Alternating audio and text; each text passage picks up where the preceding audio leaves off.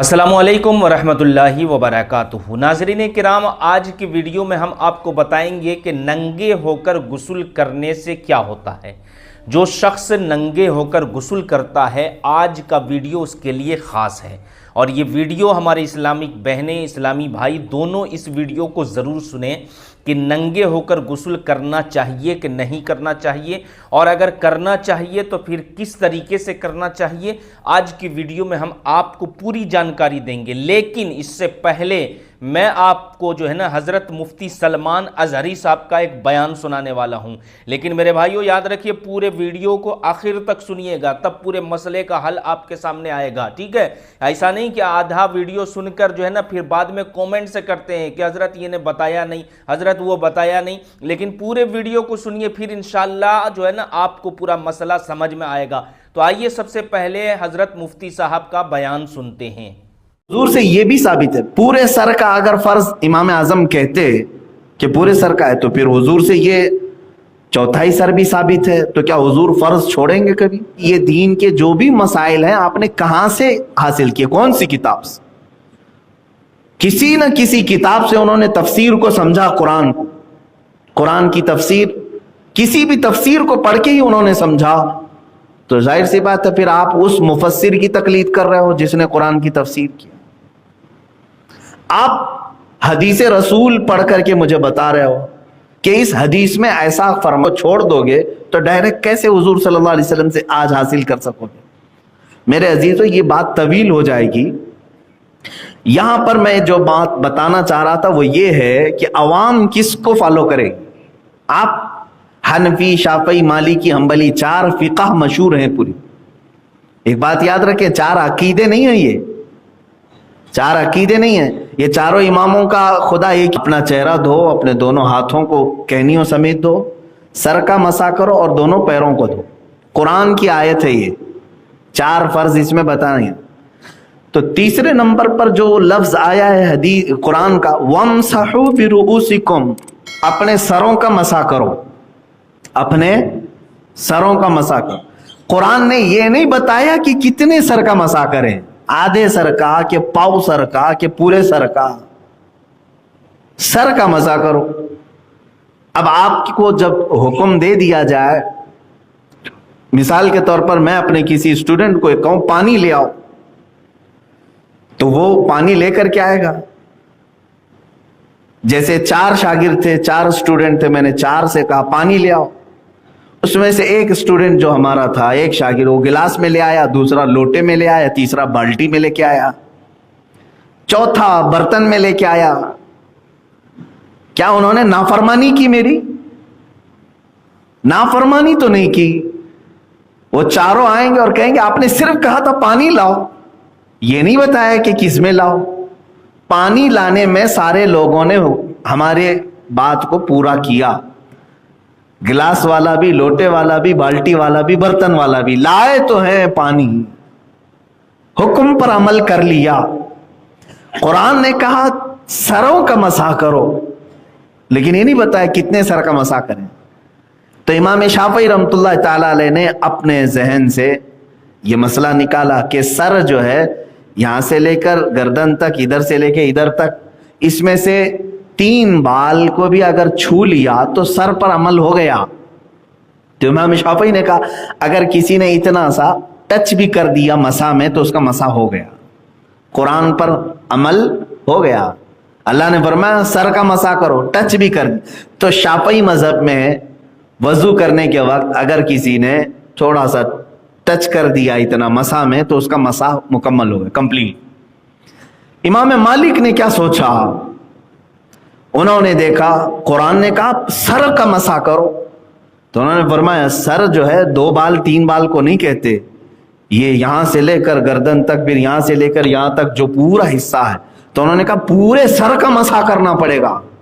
तो उन्होंने अपनी फिका में फर्ज कर दिया एक बाल भी छूटने ना पाए, पूरा सर मसा करो।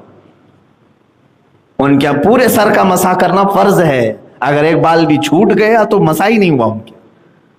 इमाम शाफई ने अलग सोचा, इमाम मालिक ने अलग सोचा, इमाम आजम अबू हनीफा रहमतुल्लाह ताला अलैह इनके दोनों के दरमियान में ظاہر سی بات ہے سوچنے کا مطلب یہ نہیں ہے کہ بیٹھے بیٹھے کچھ بھی اٹکل پچھو مار دیں، ان کے پاس دلیل ہونی چاہیے کیوں سوچا آپ نے اس طرح سے۔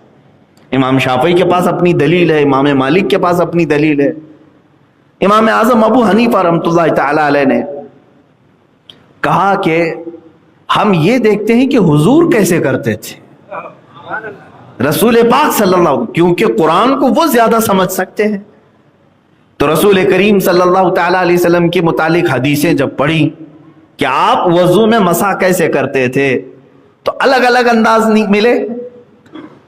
حضور اکرم صلی اللہ تعالی علیہ وسلم کے مسح کرنے کے انداز الگ الگ ملے، کبھی حضور نے پورے سر کا بھی مسح کیا ہے، پورے سر کا مسح کیا ہے، لیکن کچھ حدیثیں ایسی ہیں، حضرت مغیرہ بن شعبہ رضی اللہ تعالیٰ عنہ کی حدیث ہے، کہتے ہیں میں نے حضور صلی اللہ علیہ وسلم کو دیکھا، ایک مرتبہ آپ نے استنجا فرمایا اور ایک کچرے کا ڈھیر تھا اس کے قریب میں وضو کرنا تھا، حضور صلی اللہ تعالیٰ علیہ وسلم کو تشریف لائے، کھلی زمین تھی، حضرت مغیرہ بن شعبہ سے حدیث ہے، کہتے ہیں کہ پانی دیا گیا، حضور نے جیسا وضو تھا پورا کیا، مسح کا جو لفظ آیا ہے تو کہتے ہیں یہ جو پیشانی کی جتنی مقدار ہے، پیشانی کی جتنی مقدار ہے اتنی مقدار میں اپنے سر کا مسح کیا، یعنی امامہ شریف پہنے ہوئے تھے تو یہ 4 انگلیاں ہیں، امامہ کو پیچھے کر دیا اس طرح سے، تو 4 انگلیوں کا جو جتنا حصہ آتا ہے یہ پیشانی کی جتنی مقدار ہے اتنی مقدار سر کا مسح کیا۔ تو امام اعظم ابو حنیفہ نے دیکھا کہ یہ کتنا ہوتا ہے سر کا 1/4 ہے، یہ کیا ہے، یہ پاؤ سر ہے، تو اسی لیے فقہ حنفی میں کہا گیا 1/4 سر کا مسح کرنا فرض ہے، 1/4 سر کا مسح کرنا فرض، کیونکہ حضور سے یہ بھی ثابت ہے، پورے سر کا اگر فرض امام اعظم کہتے کہ پورے سر کا ہے تو پھر حضور سے یہ 1/4 سر بھی ثابت ہے، تو کیا حضور فرض چھوڑیں گے کبھی؟ تو یہ سکولز آف تھاٹ جس کو کہتے ہیں، سوچنے کا انداز، دلیلوں کے انداز الگ الگ اماموں کے ہو گئے، یہ استنباط کرنے کے طریقے ہیں، قرآن سے اور حدیث سے مسئلے نکالنے کے طریقے ہیں۔ تو اب یہاں پر بات آئی، ایک امام شافعی وہ کہہ رہے ہیں 3 بال کو چھو لے تو مسح ہو گیا، انہوں نے بھی قرآن پر عمل کیا کہ نہیں؟ اللہ نے تو صرف اتنا فرمایا نا سروں کا مسح کا۔ امام مالک کہہ رہے ہیں پورے سر کا مسح کرو، وہ بھی قرآن پر عمل کیے کہ نہیں؟ تیسرے امام اعظم ابو حنیفہ ہیں، وہ کہہ رہے ہیں کہ 1/4 سر کا مسح کرو، وہ بھی قرآن پر عمل کر رہے ہیں کہ نہیں کر رہے ہیں؟ جیسے میں نے اپنے اسٹوڈنٹس کی مثال دی، 4 لوگ پانی لے کر کے آئے، میں نے خالی کہا پانی لاؤ، کوئی گلاس میں لایا، کوئی بالٹی میں لایا، کوئی لوٹے میں لایا، کوئی برتن میں لایا، لیکن سب لائے کہ نہیں لائے؟ حکم پر عمل ہو گیا۔ اسی طرح میرے عزیزو قرآن کی مطلق آیت پر یہ 4 اماموں کا عمل ہو گیا، رہ جاتے امام احمد بن حنبل، ان کا مسئلہ امام شافعی سے زیادہ ملتا جلتا ہی ہے، اس لیے زیادہ الگ سے بیان نہیں ہوتا۔ تو اب یہ تو مجتہدین کی بات ہوئی، یہ قرآن سے اور حدیث سے کیسے مسئلے۔ ناظرین کرام، ابھی آپ نے حضرت مفتی سلمان ازہری صاحب کے پورے بیانات کو سنا، یہ بیان آپ کو کیسا لگا کومنٹس میں ضرور اپنی رائے دیں۔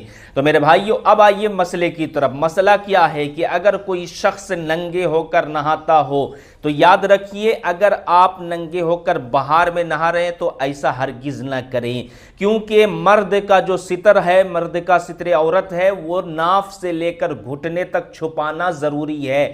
اور اگر آپ غسل کر رہے ہیں، آپ نہا رہے ہیں بہار میں، تو آپ کو ناف سے لے کر گھٹنے تک چھپانا ضروری ہے۔ اور اس طریقے سے اگر آپ لوگوں کے سامنے نہائیں گے یعنی کہ بالکل برہنہ ہو کر، تو آپ کا جو ہے نا سب سے پہلی بات تو کہ صحیح غسل بھی نہیں ہوگا، پھر اس کے بعد آپ کو گناہ بھی لکھا جائے گا۔ ہاں اگر آپ ننگے ہو کر نہانا چاہتے ہیں تو بہتر جگہ غسل خانے کے اندر ہے، آپ چلے جائیں غسل خانے کے اندر، اور غسل خانے کے اندر جانے کے بعد جو ہے نا آپ وہاں جا کر غسل کریں۔ لیکن غسل کرنے سے پہلے جو ہے نا آپ کو کیا کرنا ہے، آپ کو وضو بنا لینا ہے۔ جس طریقے سے نماز والا وضو بناتے ہیں ویسے ہی آپ کو وضو بنا لینا ہے، اور وضو بنانے کے بعد میں جو ہے نا پھر آپ ننگے ہو کر غسل کر سکتے ہیں، کیونکہ آپ غسل خانے خانے کے اندر ہیں، پردے کے اندر ہیں، یہ پردے کا حکم ہے کہ اگر آپ اس طریقے سے نہا رہے ہیں تو پردے کے ساتھ آپ نہائیے، اس میں کوئی حرج کی بات نہیں ہے۔ لیکن یاد رکھیے اگر آپ نے وضو بنا لیا ہے پھر غسل بھی کر لیا ہے تو پھر دوبارہ آپ کو وضو بنانے کی ضرورت نہیں ہے، آپ اسی غسل سے جو ہے جا کر نماز بھی ادا کر سکتے ہیں۔ جی ہاں میرے بھائیوں، تو مسئلہ آپ کو سمجھ میں آ گیا۔ آپ سے گزارش کرتا ہوں کہ اس ویڈیو کو زیادہ سے زیادہ لوگوں تک شیئر کر دیں، چینل کو ضرور سبسکرائب کریں۔ السلام علیکم ورحمۃ اللہ وبرکاتہ۔